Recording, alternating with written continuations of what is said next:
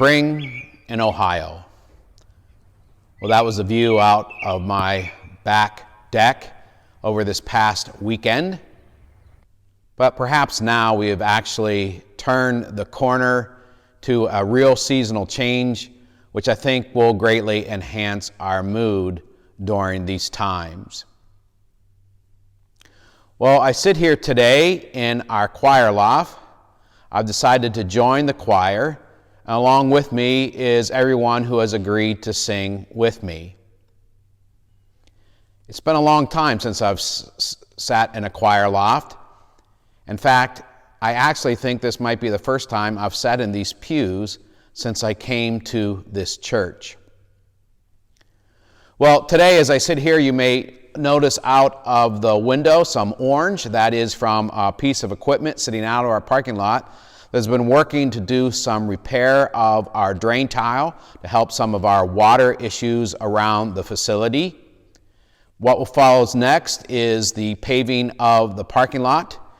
If you saw some of those drone shots on our many services, one thing that stood out was our parking lot needs a little bit of work. That is on the way. In anticipation, hopefully, of cars being on it in the not too distant future. I wanted to again bring you a word of continued thanks for all you are doing as a community of faith, the food items being brought by for Oasis, the calling and the concern for one another.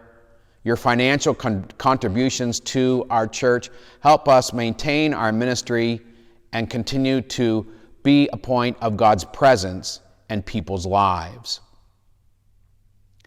Also now online are 7 sessions of the basics of our faith.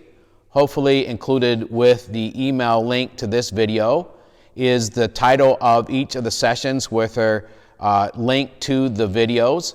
They are designed to sort of be a Christian 101 course about our Lutheran faith.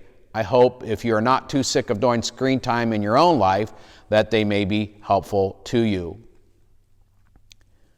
Well, last night was supposed to be our first 2 for Tuesday service for the summer, and of course those are postponed indefinitely. However, that format is still in the hopper for maybe some things going forward.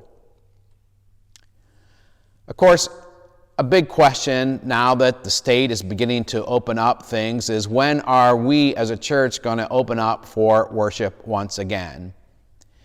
It is not an easy matter. There are many issues to sort of wade through. We have appointed a committee here at our church to begin exploring how that would happen in our particular facility.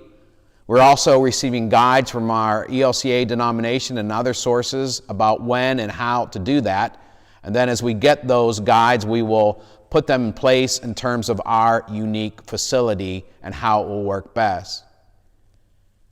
It is a challenging matter to do that because many of our churchgoers belong into a high-risk category. And while we'll never be able to guarantee a safe place to come that is germ and virus-free, we certainly want to do the best practice so that people can gather together in a safe way.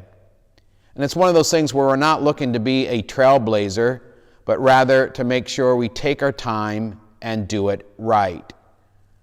This is one of those times where I'd rather be the church that comes back a week later than a week too soon. But rest assured, we are studying these matters and will move forward as what we think is the best thing to do to keep everybody healthy, but also being able to worship the Lord together. In the meantime, we will continue to post the many services on the YouTube channel, and I hope they are a guide to you. We're also exploring other virtual avenues of gathering one another. Look for some announcements in that upcoming, a way to be able to sort of be in touch with one another during these times.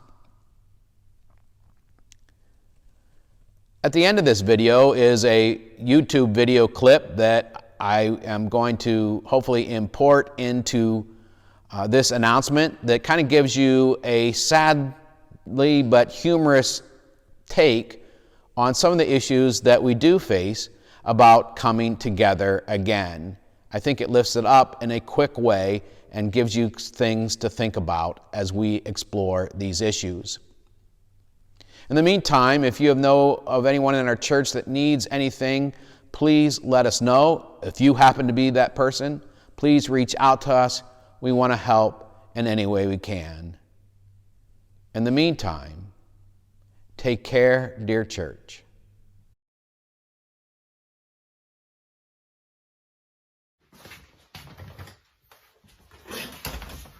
So, you want to go back to church. What do you say we imagine a little bit about what that might look like? Hello everybody, welcome to First Presbyterian Church. Unless you have the COVID, or if you have a cough, then you're not welcome. So we called our insurance company to ask if we could do this, and if we do not comply with CDC guidelines, our premiums will go up. You'll notice that every other pew is roped off. You cannot sit there. Yes, I know that is your great-grandmother's pew. No, you cannot sit there. I'm sorry, what? Are we shaking hands during passing of the peace? All who believed were together and had all things in common. Because we can't congregate over more than X amount of people, we're going to ask that you immediately stop praying for more worshipers. Yes, and even though we opened first, you, church across the street, you folks can't come here, worship here. Because if you do, what I will do is not know what to do because I wouldn't know what to say. Naturally, we require the use of masks, hand sanitizers, and temperature checks, but we will not be able to provide for any of that for you. There will not be any congregational singing today. Why? Mortal invisible! That's why. We are having communion today, but in order to abide by 6 feet of social distancing, today is BYOC. I hope you brought your own stuff, because if you didn't, we can't do anything for you. Yes, many of you asked us about resuming in-person worship as soon as the restrictions lifted. Can we do that? Yes. Should we?